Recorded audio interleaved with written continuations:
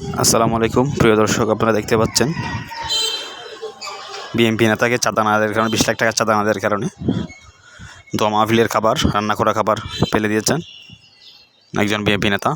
এই ঘটনাটা ঘটেছে বাগেরহাট জেলায়। একজন প্রবাসী ছেলে, নাম জাহিদুল ইসলাম, তিনি তার বাবার অসুস্থতার সেবার জন্য দোয়া মাহফিল আয়োজন করেছিলেন। সেখানে চাঁদা না দেওয়ার কারণে তার সব রান্না করা খাবার ফেলে দিয়েছে। আপনারা দেখতেই পাচ্ছেন এই বিএনপি ক্ষমতায় না আসার আগেই তারা কী অবস্থা শুরু করে দিয়েছে। তারা যদি ক্ষমতায় আসতে পারে কী করবে সেটা আপনারাই জানেন। তো আমরা ভবিষ্যতে যেটা করব, যাকে নির্বাচিত করব, জেনে বুঝে ভেবে চিনতে বিবেক কাটিয়ে করব।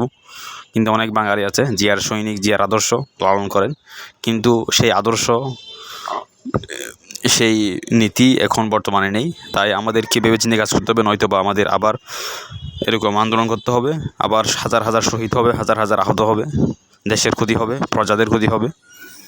তো আমরা সব ভেবেচিন্তে কাজ করব, যা করব, কারণ এরা যে অবস্থা শুরু করে দিয়েছে, এখন ভবিষ্যতে কী করবে সেটা তারাই ভালো জানে এবং আল্লাহ ভালো জানে।